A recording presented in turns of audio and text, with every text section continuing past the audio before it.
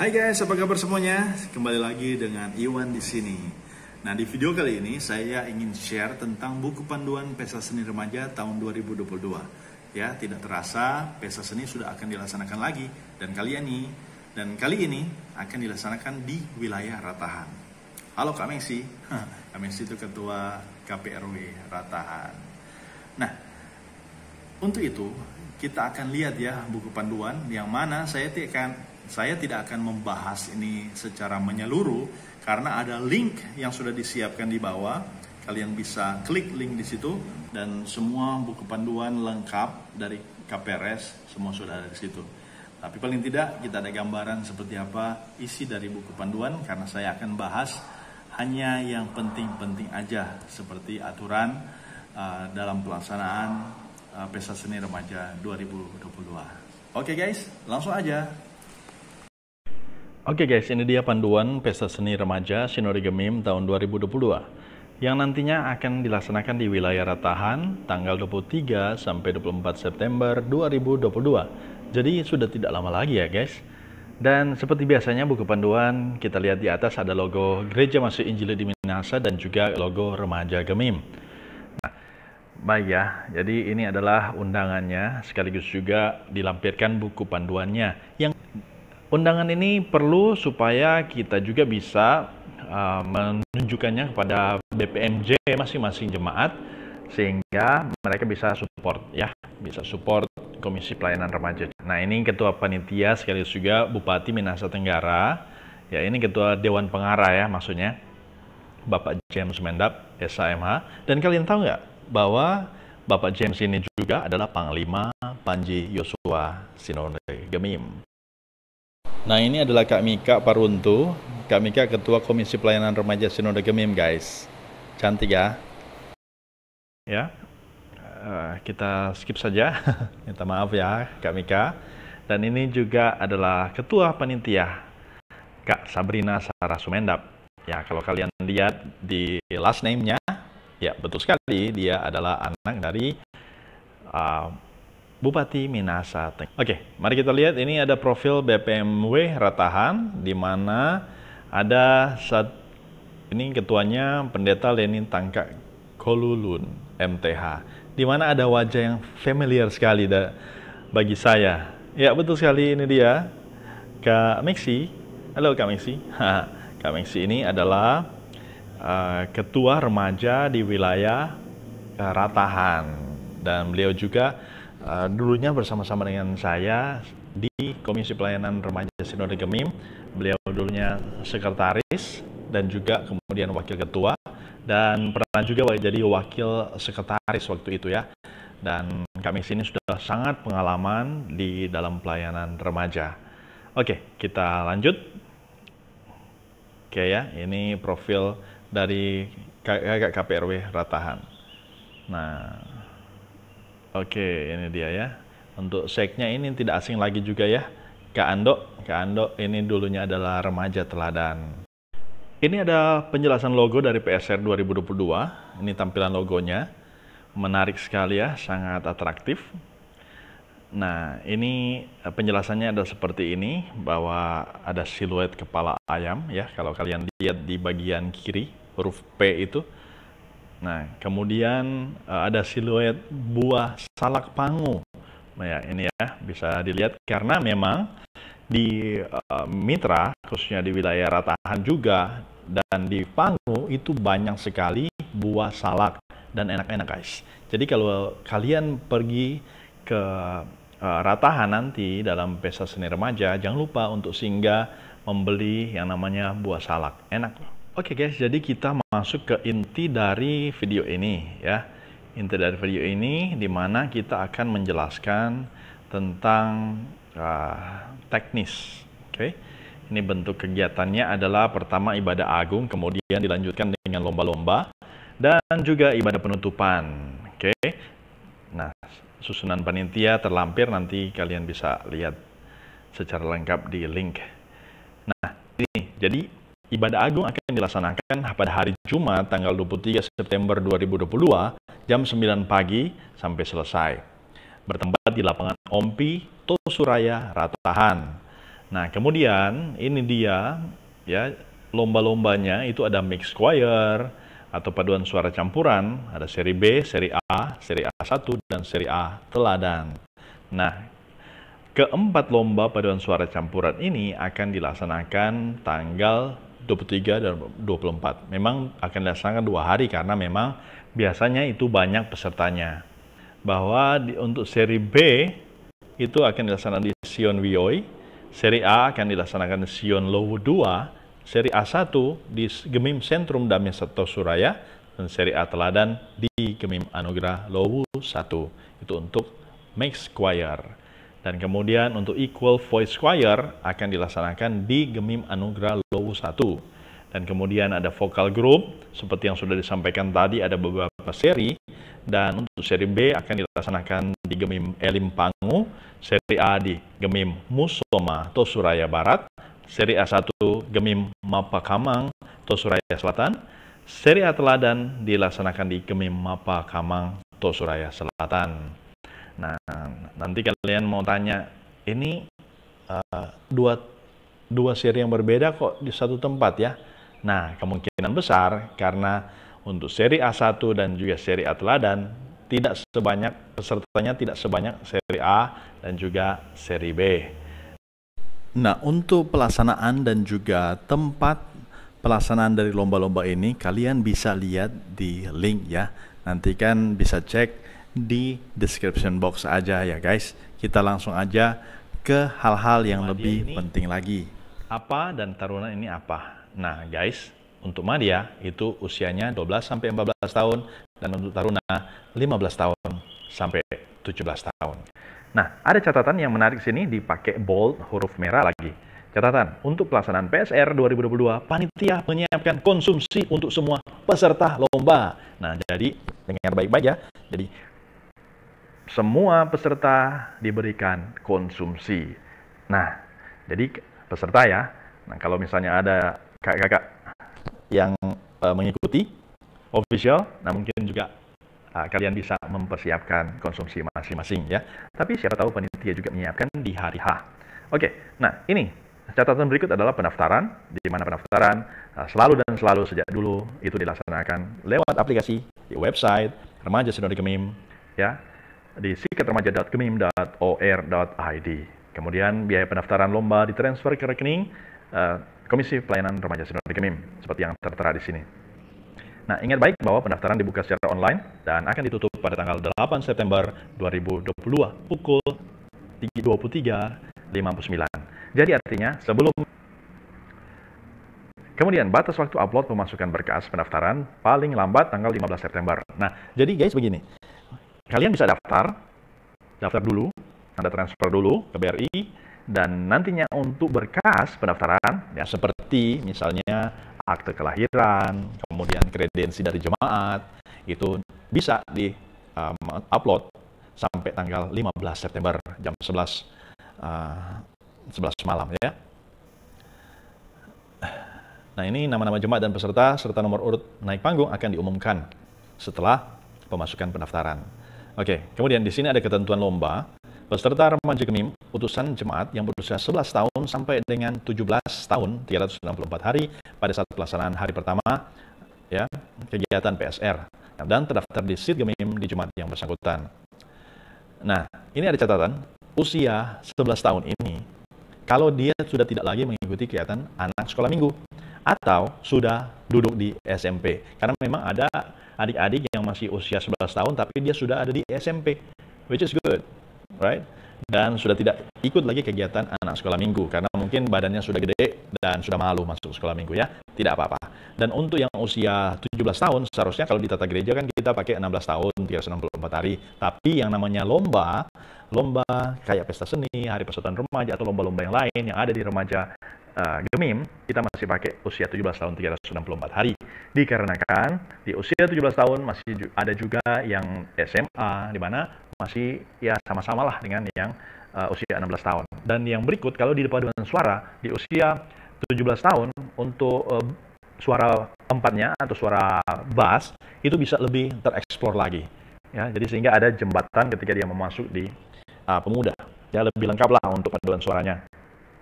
Oke, dan kemudian ini tadi saya sudah bahas juga, ternyata untuk madya bukan 12 tahun yang seperti saya sampaikan tadi, tapi 11 tahun sampai 14 tahun ya. Dan kemudian untuk taruna 15 tahun sampai 17 tahun. Kemudian peserta perlombaan adalah remaja yang terdaftar di jemaat tersebut. Apabila terdapat kecurangan, maka hadiah tidak akan diberikan dan jemaat tersebut akan didegradasi ke seri paling bawah. Jadi guys, jangan sampai kita memalsukan berkas ya. Misalnya adik remaja tersebut itu sudah berusia 17 tahun. Maksudnya sudah berusia 18 tahun, tapi masih imut, masih culun, dan didaftarkan oleh kakak pembinanya masih berusia 17 tahun. Nah, ini jangan sampai terjadi ya guys ya. Atau mungkin di jemaatnya itu dia bukan anggota jemaat, tapi karena dia berdomisili di sana dan bukan warga Gemim, kemudian diikut sertakan dengan adanya kredensi. Nah, ini jangan ya, hati-hati. Jangan sampai kita kena risiko turun degradasi, dan ini juga bukan degradasi satu tingkat, tapi kalau misalnya dia sudah dari seri A1 misalnya, kemudian terdapat kecurangan, dia langsung masuk ke seri B. Oke guys, selanjutnya kostum peserta rapi tidak mengikat, tidak ada label sponsor, tidak memiliki kaos, tidak memakai kaos ya, maksudnya, dan tidak memakai jeans. Oke, ini tidak mengikat, tapi jangan ada label sponsor misalnya, ya, sponsor ada yang mau calon hukum tua, calon pala, jangan pakai di situ ya. Cukup yang biasa-biasa aja, yang standar-standar aja, ya. Nah, kemudian tidak pakai kaos ya, harus rapi dan tidak pakai jeans. Nah, ini dia. Peserta tidak akan diperkenalkan naik panggung apabila menggunakan pakaian yang tidak sesuai dengan norma-norma yang berlaku. Jadi guys, jangan sampai kalian yang baru pulang dari Citayam kemudian tampil dalam kegiatan lomba PSR, pasti akan ditolak ya. Nah, oke. Dihimbau kepada mereka, pada peserta, sekiranya dalam seragam yang digunakan pada perlombaan dikombinasikan dengan batik remaja Gemim. Kita sudah ada batik ya sejak tahun 2014 ya guys. Nah, 2015 maksudnya. Agar ada identitas remaja Gemim supaya lebih dikenal. Ya. Kemudian yang keenam, setiap kontingen atau jemaat peserta harus menyiapkan koordinator atau penanggung jawab untuk setiap lomba yang diikuti dengan mengisi form data diri, nama dan nomor telepon dalam sikat remaja Gemim. Ya, sikat ini maksudnya bukan untuk menyikat baju ya, bukan, tapi sistem informasi komunikasi yang ada di remaja Gemim. Oke. Nah, ini nomor 7 ini dikasih bold ini guys. Jadi dikatakan di sini, setiap peserta dapat mengikuti lebih dari satu jenis lomba dengan catatan konsekuensi urutan naik panggung dan lainnya resikonya ditanggung oleh jemaat peserta.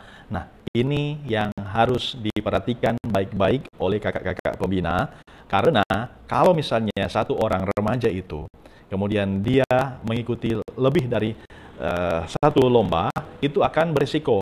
Kenapa? Bisa saja nomor urut naik panggung itu sangat dekat, misalnya ya, lomba paduan suara seri A, kemudian dia tampil di situ dan mendapatkan nomor urut 10 misalnya ya, 10, dan kemudian yang vokal group dia juga ikut nomor urutnya 12. Wah, ini bisa beresiko, bisa-bisa dia tidak bisa mengikuti salah satu lomba, dan ini berakibat ya nilai penjurian, ya kan, atau juga bahkan tidak dapat ikut serta di dalam lomba-lomba tersebut. Nah, jadi sebaiknya kalau nomor urutnya sudah ada, kemudian sudah berdekatan, sebaiknya itu harus dipilih. Ya, harus dipilih mau ikut yang mana, supaya jangan ada kena konsekuensi nih guys. Ya, ada resikonya. Nah, sehingga menjadi presiden buruk juga ya bagi kita semua. Nah, ini dia nomor urutan naik panggung. Ini berdasarkan urutan undian yang selanjutnya akan diatur berdasarkan pengelompokan naik panggung dan waktu. Untuk penukaran urutan naik panggung tidak dianjurkan untuk dilakukan. Nah, ini ingat ya, tidak dianjurkan untuk dilakukan. Ya, namun, nah ini masih ada apa semacam ya fleksibilitas. Namun jika terpaksa harus dilakukan karena alasan yang masuk akal dan disetujui oleh kedua peserta yang akan melakukan pertukaran, kemudian diizinkan oleh KPRS, peserta panitia dengan alasan yang diajukan, maka jemaat yang bersangkutan harus membuat surat permohonan dan surat persetujuan antara kedua peserta yang akan menukar urutan naik panggung. Nah, jadi guys, ini bisa ya, kalau kalian mau tukar nomor urut panggung itu sebetulnya bisa. Misalnya yang satu itu urutan 10, yang satu adalah nomor 20 misalnya. Nah, dikarenakan mungkin ada adik remaja yang mengikuti dua lomba seperti yang dijelaskan tadi. Nah, dia bisa pindah asalkan ada kesepakatan antara dua jemaat atau dua peserta. Dan kemudian harus ada surat permohonan ya, surat permohonan dan surat persetujuan kedua belah pihak. Nah, kalian mungkin bertanya, apakah mau bikin dengan diketik? Nah, seperti yang mungkin yang sudah ya, yang sudah terjadi, kalian bisa tulis aja di selembar kertas, yang penting ditandatangani dan disetujui. Anda harus berikan pada KPRS yang bertugas pada saat itu, atau mungkin juga ke sekretariat panitia aja, supaya lebih jelas. Oke, batas waktu penukaran panggung, penukaran nomor urutan naik panggung maksudnya, paling lambat 3 hari setelah daftar urutan naik panggung dipublikasikan oleh KPRS. Jadi nanti akan dipublikasikan, dan itu batas waktunya itu 3 hari. Jadi kalau misalnya dalam 1 hari, 2 hari, ya langsunglah kalau misalnya memang mau menukarkan nomor urutan naik panggung. Oke, nah kemudian pendaftaran akan ditutup 2 hari sebelum pelaksanaan temu teknis yang kedua, yaitu tanggal 8 September. Jadi 2 hari sebelum temu teknis. Nah ini juga masih bingung ya, apakah yang 2 hari sebelum pelaksanaan TM yang kedua itu tanggal 8, atau temu teknisnya yang tanggal 8. Nanti mungkin tunggu informasinya selanjutnya ya. Nah, peserta yang tidak siap pada saat giliran jam yang ditetapkan untuk naik panggung tiba, akan diberikan waktu tampil terakhir. Sesudah tampil, peserta lainnya dengan ketentuan akan mendapat pemotongan nilai 3 poin oleh IP, Inspektur Pertandingan, dari total nilai juri, dan untuk kategori tarian kreatif, rebana dan banners akan mendapat pemotongan nilai 30. Nah, itu cukup banyak juga ya. Nah, jadi sebaiknya berhubungan dengan yang di atas tadi, jangan sampai terjadi kekeliruan dalam memanage waktu untuk tampil. Oke, yang 12, jadwal berdasarkan daftar urutan naik panggung yang resmi yang dikeluarkan panitia pelaksana. Kecuali ada penukaran ya, penukaran berarti kita harus melihat poin yang ke-7 tadi.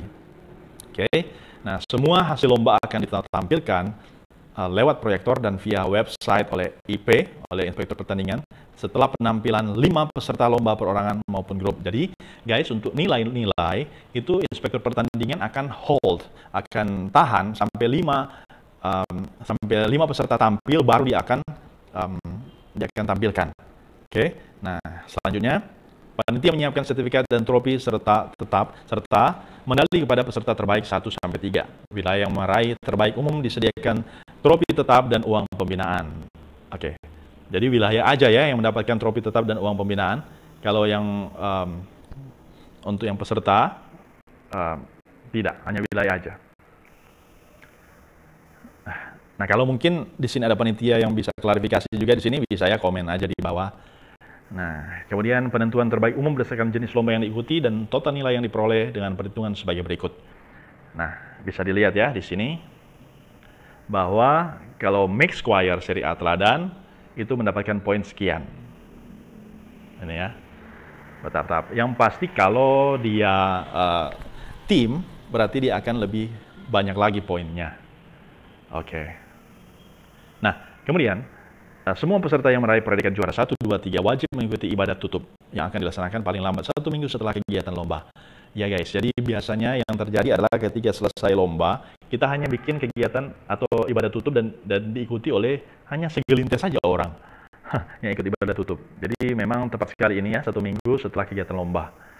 Tidak ada pelelangan suara di tiap-tiap panggung, tetapi setiap peserta mendapatkan sampul partisipasi yang 100% akan digunakan untuk menunjang operasional dan pengadaan sarana-prasarana panitia PSR 2022. Jadi, bantulah panitia ya, karena memang yang namanya PSR itu padat sekali kegiatannya dan juga capek. Nah, kita supportlah panitia untuk itu ya.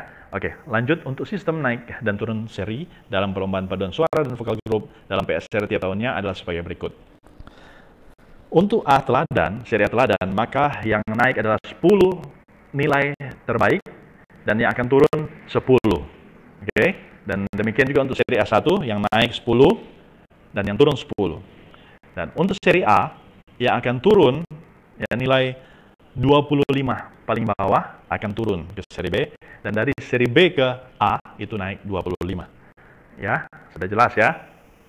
Kemudian ketentuan khusus mixed choir B, A, A1 dan A teladan, dan equal voice choir untuk pianis disiapkan oleh masing-masing jemaat dengan ketentuan pianis harus berada di ruang tunggu sebelum masuk persiapan 1. Jadi pianis terlebih dahulu, baru tim masuk persiapan 1.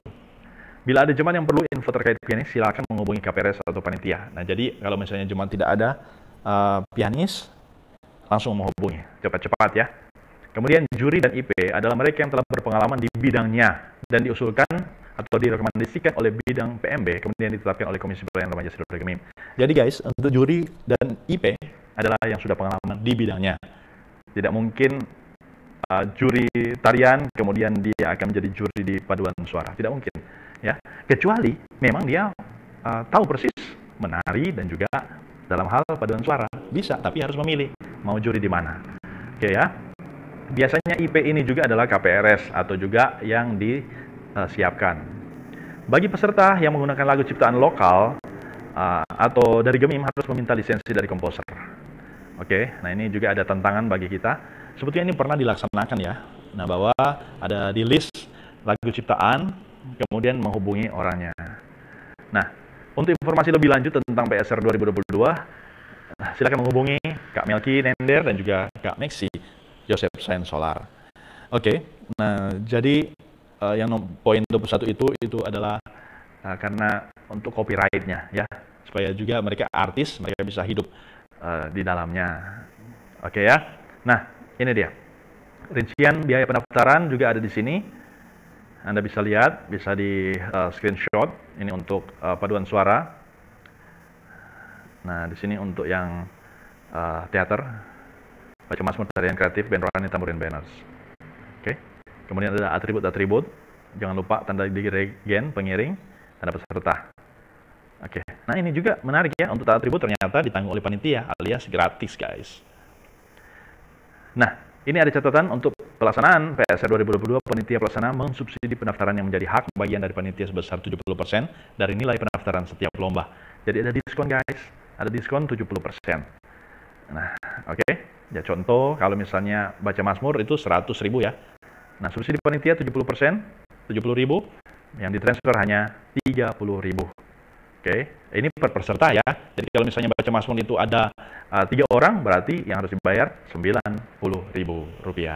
Oke, technical meeting 2. Oh ya, ini dia. Berarti jawabannya sudah di sini yang tadi, bahwa 2 hari sebelum technical meeting 2, itu berarti tanggal 8. Ya guys, tanggal 8. Akan dilaksanakan di Sport Hall kantor Dewan. Nah, ini ada ketentuan khusus untuk lomba-lomba yang mana saya tidak akan bahas. Nanti kalian klik saja di link yang sudah ada di description box ya. Oke guys, demikianlah pembahasan tentang buku panduan ya Pesta Seni Remaja tahun 2022 yang akan dilaksanakan di wilayah Ratahan. Nah, untuk itu jangan lupa kalau kalian suka video ini berikan like dan juga subscribe ya. Bye.